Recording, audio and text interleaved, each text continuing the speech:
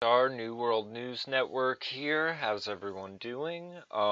Sorry we haven't really had an update in a week or two. Did do a podcast with Paul on Sunday. I fucked up, didn't have a little box clicked, got no audio. So it would have been like an hour and a half of Paul talking and me looking like a mime. So we're gonna forego that.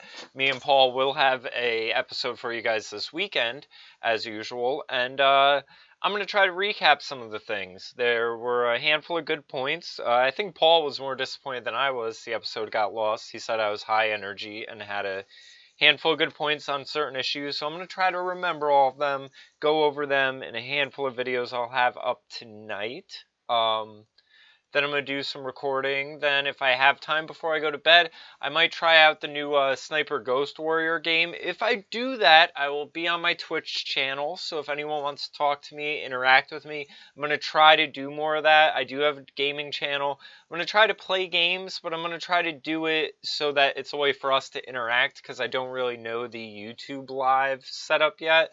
And honestly, the whole video streaming live shit kind of intimidates me. I've looked into it for other stuff, and I just don't get it. And sometimes I'm comfortable with not getting things. Normally, I like to know and understand all the parts, and if that's something I get into, I'm going to end up into it. And then, you know, I already have friends coming to me wanting me to help them with their podcasts. I want to be able to focus on my podcast. I don't want to be the guy that just gets everyone up and running for all their own stuff. Anyway, let's get to some shit. So, the Battle of Berkley. Me and Paul had a really good debate on this, because him being British, and, you know, there was a debate on my Facebook of it. You can go back if you want to look at it. And it was people like John Proby, who was at the Battle of Berkley, and Paul and a handful of my other friends kind of bickering. And I think both sides, you know, are generally right in what they said. My perspective on it, okay, the Battle of Berkley. The only reason it happened was because of the cops. Paul's main point was the optics. The optics look really bad, and I agreed with that. You know, yeah, you have this Antifa chick, you know, coming out saying, I'm going to scalp 100 Nazis, this, and that, and, you know, we want to say it's a right-wing march, a pro-Trump march. That's the other thing. The labeling of it irks me. But anyway, she gets knocked out by a guy who more or less is some sort of white identitarian, white nationalist, whatever. Doesn't look good. Like, from an outsider looking in, it just looks like two sides came for a fight.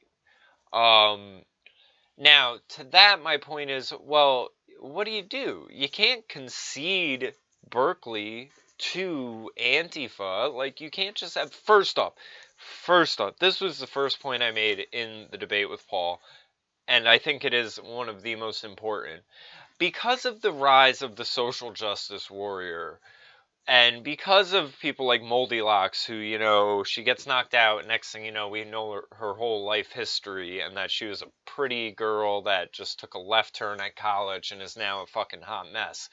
But before all of that, we used to always know, and by we, I mean people in the sort of truther conspiracy theorist community rather than right-wing conservatives community, but I feel like a good amount of the right-wing conservatives know this, and there is overlap.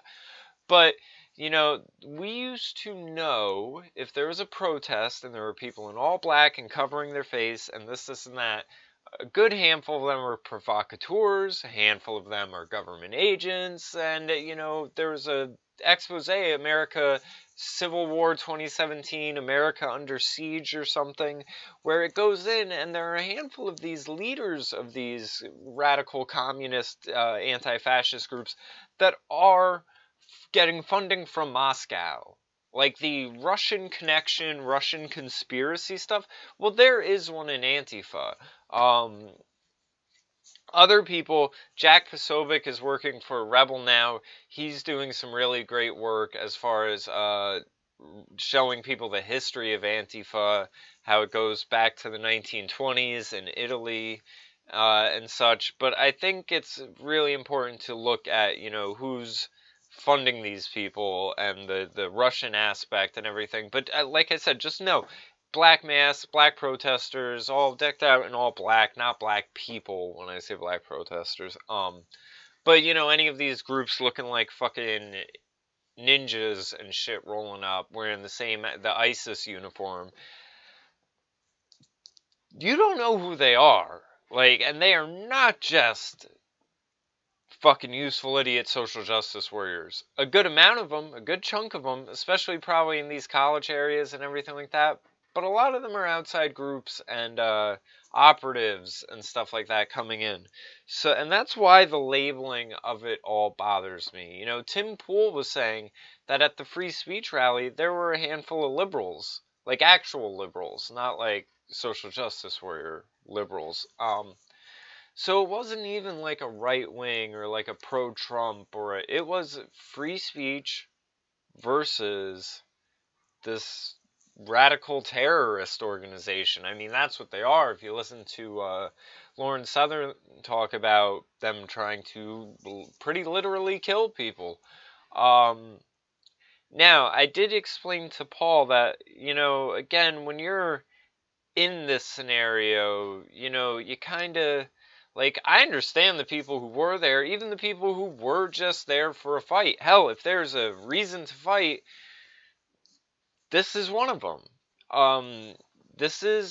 But I see it, this is like gang warfare, and you basically had the town come together and try to run a gang out of the town, basically. I mean, it's like Wild West shit. But it's only because the cops were standing down. Now, there are angles as far as the mayor being connected to BAM. That's another one of these factions in this. As you can see, they're talking about combat training, guns. I've even seen forums where they're debating should they get a leader, you know, and being like, oh, well, you know, this is sort of against our whole mentality, but maybe it would be good if there was some organization instead of just anarchy. So here's an article going through, you know, how they need to get training, what the people were wearing, motorcycle helmets. I mean, at this point, this is old news. I'm just sort of recapping it and saying my bit on it, that I think it only had to come to that because the cops, I don't think you can really paint the people on the one side with a broad brush, you know, or I think maybe they should be painted with a broad brush. I don't think it is just Trump supporters or right-wingers, you know. The labeling really bothers me. I don't think we're really looking at who the people in black causing the problem are. And at one point I did say that I think if the cops aren't going to get involved, we should petition the federal government. Now, Paul said, are you advocating for a police state? And I said, you know, I'm only really saying this because the police aren't doing their job. So all I'm asking for is for another agency or government group or something to come in. I mean, even if it was a deputized militia of some sort, come in and do the police's work. Now, I did say, as far as the fighting and everything like that, if these people are talking about training, you know, Jack Posobiec said, unless his back is to a wall, he's not going to swing, because he understands, you know, being someone, a predominant figure in all of this now, understands the optics of it, that even if you hit back, it is going to be made, you saw the spin, basically, with Moldy Locks, and if they're talking training, you know, it is very easy to not just punch back, but to grab their arm and quickly twist it around their back. I mean, you're talking basic white belt first stripe martial arts. And again, if you deputize people, you can make citizens arrests. So I think at this point we need to start considering the optics, and if this is going to be an ongoing thing, how we can do this and make the police look incompetent because they're not doing their jobs, and making it look as if you're taking on the role of law enforcement and protecting constitutional rights and everything like that, rather than, you know, having a free speech rally and that being the forum for a brawl. And then, you know, the media is just going to say it was a Donald Trump rally. You know, CNN and stuff were saying it was a tax rally or a tax protest or something, because there were a handful of those going on that day as well.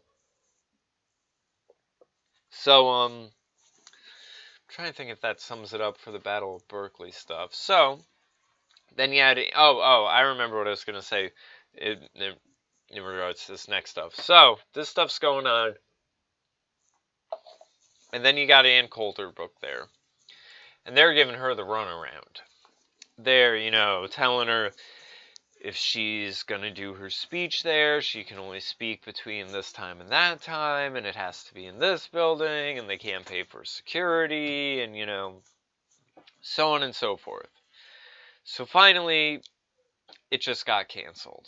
Now, when it was still sort of up in the air, the Young American Foundation, I believe, and one other group, one partisan, one nonpartisan, has decided to sue the school for doing this. I watched the press conference on it. You know, basically saying they treat some guests one way and some another based on their political ideology, and then, you know, not having police and security protect the students in the case of Milo, so on and so forth. So they're suing the schools. But Mike Cernovich did some digging into one of the groups, the Young American Foundation, for one, and it turns out they're loaded. Like, they're sitting on, like, $68 million or something like that. So they could just hire private security.